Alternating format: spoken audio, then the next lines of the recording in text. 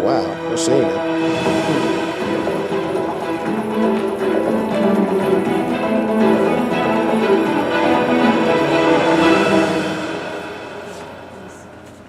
In our scene, we start out in where they're all having dinner in our marketplace, and Duke Sr. is talking with Jake Leeds, but at the same exact time, Orlando and Adam are also in their natural area, and Adam's starving, so Orlando's like, I'm gonna go get everyone food. So he finds Duke Sr. and his group of people, and he kind of tries to go and tries to fight them to get food, and Duke Sr. is like, no, you can have it, welcome to our table. So they talk, and he finds out that Orlando is Sir Roland's son, so he's very willing to offer Orlando anything he needs.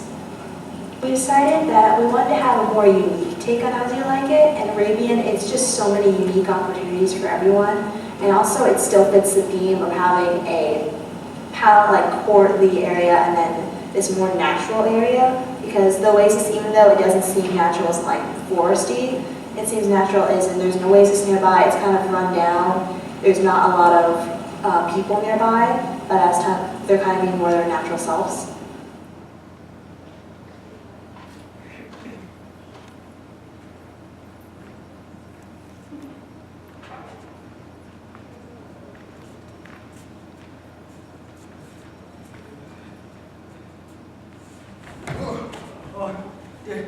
Dear master, I can go no further.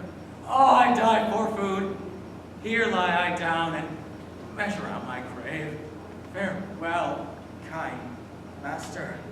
Why? Come now, Adam. No greater heart in thee? Live a little. Oh! Comfort a little. Cheer thyself a little. If this uncouth forest yield anything savage, I will either be food for it, or bring it food for thee. Thy conceit is nearer death than thy powers. For my sake, be comfortable. Hold death a while at the arm's end. I will be here with thee presently.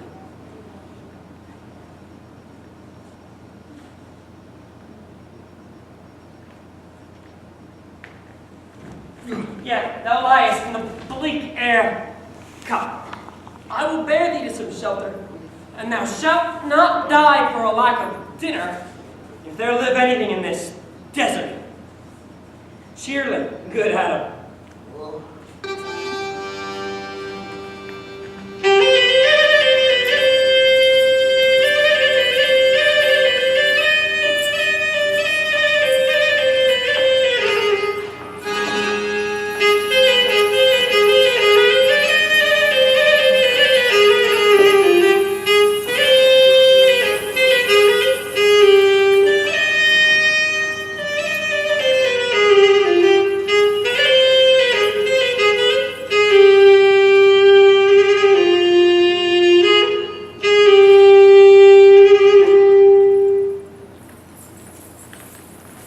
Now, my co-mates and brothers in exile, has not old custom made this life more sweet than that of painted pomp? Are not these woods more free from peril than that of the envious court? And these our lives, exempt from public haunt, find tongues in the trees, books in the running brooks, sermons in the stones, and good in everything. I would not change it. Happy is your grace, that can translate the stubbornness of fortune into so quiet and so sweet a style. Why, how now, Monsieur? What life is this that your poor friends must woo your company? What, look you merrily? A fool. A fool, I met a fool in the forest, a motley fool, oh miserable world. As I do live by food, I met a fool who laid them down and basked them in the sun and railed on Lady Fortune in good terms, in good set terms, and yet a motley fool. What fool is this? Oh, worthy fool, one that hath been a courtier. Oh, that I were a fool, I am ambitious for a motley coat. Thou shalt have one. It is my only suit, provided that you leave your better judgments of all opinion that grows rank in them that I am wise. I must have liberty with all, as Large the charter as the wind to blow on whom I please, for so fools have, and they that are most, all with my folly they most must laugh. Give me leave to speak my mind, and I will through and through cleanse the foul body of the infected world. Why, Auntie? I can tell what thou wouldst do. What, for encounter, would I do but good? Most mischievous, foul sin and chiding sin, but thou thyself hast been a liberty, as sensual as the brutish thing itself, and all the embossed sores and headed evils that thou with a license of free foot hast caught, wouldst thou disgorge into the general world. Why? Who cries out on pride that can therein tax any private part? But who comes? Forbear, and eat no more, Why, I've eaten none yet. nor shalt not till necessity be served. Of what kind should this cock come up? Art thou thus bolden-head by thy distress, or else a rude despiser of good manners, that in civility thou seemst so empty? You touched my vein at first. The thorny point of bare distress has ta'en from me the show of smooth civility. Yet am I inland bred and know some nurture, but forbear, I say. He dies that touches any of this fruit till I and my affairs are answered. If you will not be answered with reason, then I must die. What wouldst thou have? Thou gentleness shall force more than thy force shall move us to gentleness. I almost die for food, and let me have it. Sit down and feed, and welcome to our table. Speak you so gently? Pardon me, I pray you. I thought that all things had been savage here, and thus put I on the countenance of stern commandment.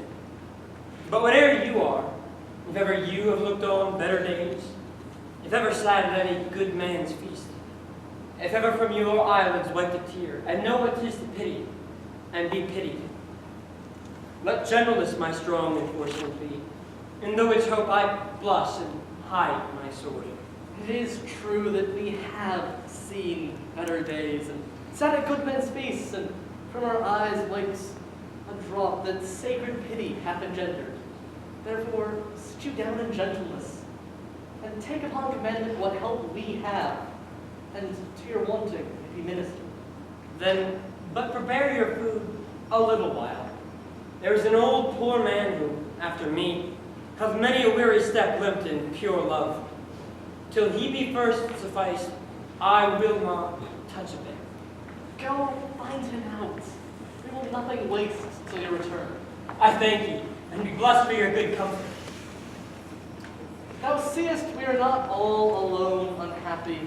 This wide and universal theater presents more woeful pageants than the scene wherein we play. All the world's a stage, and all the men and women merely players.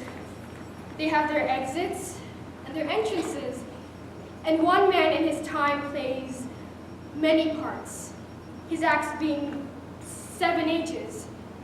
At first, the infant, mewling and puking in the nurse's arms. Then the whining schoolboy with his satchel and shining morning face creeping like snail unwillingly to school. And then the lover, sighing like furnace with the woeful ballad made to his mistress's eyebrow. And then the soldier, full of strange oaths and bearded like the part, jealous in honor, sudden and quick in quarrel, seeking the bubble reputation even in the cannon's mouth. And then the justice, in fair round belly and good capon line, with eye severe and beard or formal cut, full of wise saws and modern instances, and so he plays his part. The 6th stage shifts into the lean and slippered pantaloon with spectacles on nose and pouch on side. His youthful hose well saved, a world too wide for his shrunk shank, and his big, manly voice turning again towards childish treble, pipes and whistles in his sound. last scene of all that ends this strange, eventful history is second childishness and mere oblivion. Sense teeth, sense eyes, sense taste, sense everything. Welcome. Set down your venerable burden and let him feed. I thank you most for him. So how'd you need? I scarce can speak to thank you for myself. Welcome, fall two, and I will not trouble you as yet to question you about your fortune.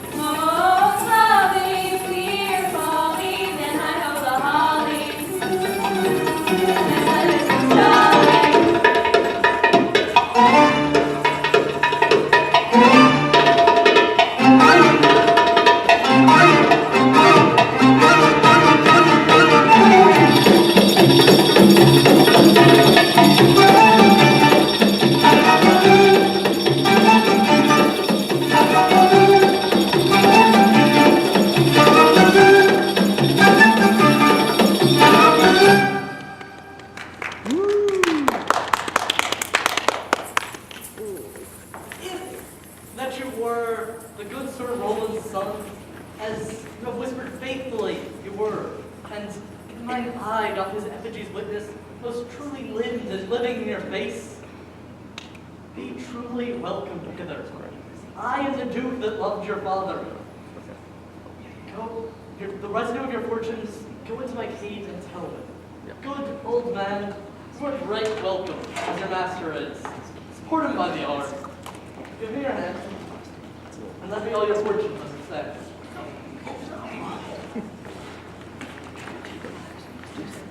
Grab the veil.